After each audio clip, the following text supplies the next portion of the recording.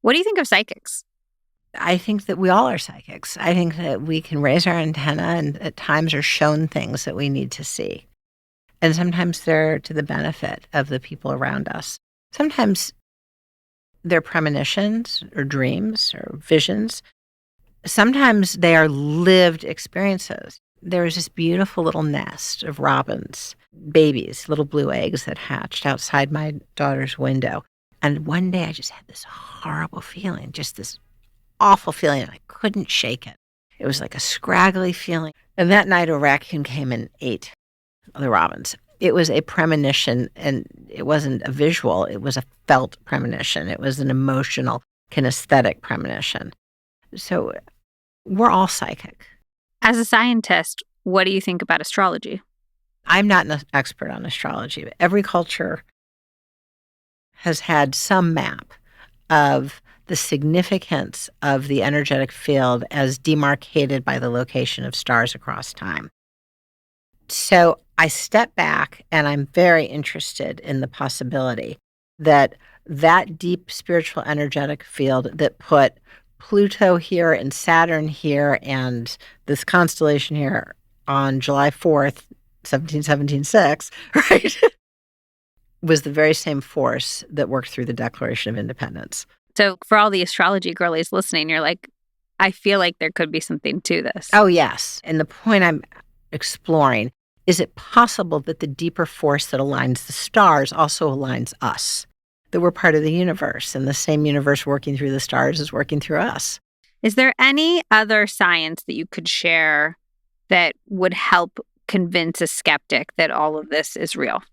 Some of the most beautiful findings that I've seen in science are that suffering really is the gateway to deepening. When we looked at people with a strong spiritual life, they were 2.5 times more likely to have gotten there through the road of suffering, dark night of the soul, through a betrayal, through suddenly one day just feeling horrible, through maybe the loss of a child or the loss of a parent. But we become more open and able to see. And these moments of terrible pain can actually be the moments post-traumatic spiritual growth, where we actually start feeling these breakthroughs, this gentle, bright luminousness, this sense that I'm not going to fall through the abyss. Somehow I'm caught. And you know what? I'm not so alone, because right when I felt completely alone, right when I felt horrible, like so horrible, this really nice woman sat down next to me at the airport, and we talked for 2 hours. She reminded me of my best friend growing up. All the universe is alive and everyone's a player. We're never alone. Are there any other myths about spirituality that you'd like to bust? There's an important one. I've spoken to thousands of people, and I've seen now and then someone get tears in their eyes, raise their hands at the end of a science talk and say, but am I spiritual? And the answer is yes. Everyone is spiritual. No one is left out. And in a gentle way, there's an invitation for you to explore your pathway into a connection with the loving, guiding nature of life. Could you drive yourself crazy trying to be like, I saw a butterfly, what's the butterfly mean? And then like going around your life being like, what should I do? Is there a world in which this can take you away from your own inner knowing instead of closer to it?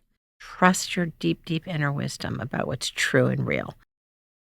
Never follow anyone off the path. So that capacity of we're born with a deep index of truth written into us. And when we're gentle and say, wow, I saw 7 dogs with the same coloring as my dog, I wonder what that means. Gently leave that open. It might be open for a week, it might be open for 6 months, but we'll see what that means. That's an empirical note. I might have an intuition about what that reveals. I might have a mystical experience where I dream and my dog is in my dream. I might feel a profound moment of love or connection and then take that intuitive experience and throw it over to logic. I wonder why I'm feeling that now here.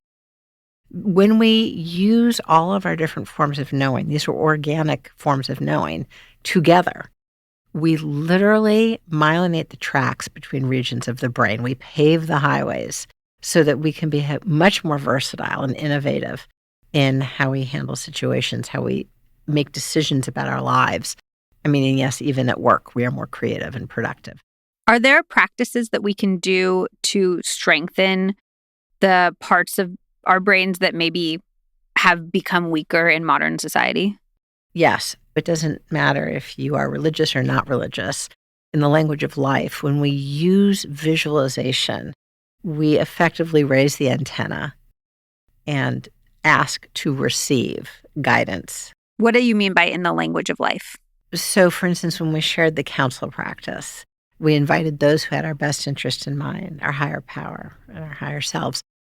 Those are real people. Those are real beings. And they showed up as they are, right?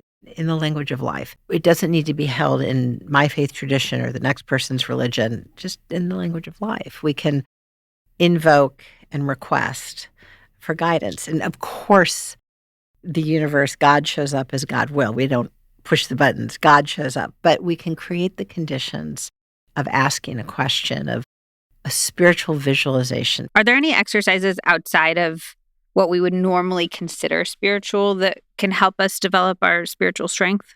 Well, certainly service. Okay. Service is effectively loving, holding, guiding, never leaving anyone alone. When you show up at your elder neighbors with a hot meal or shovel the driveway or go to a mom who's absolutely overwhelmed because she has 3 young kids and say, can I babysit for 2 hours while you go have some time to yourself?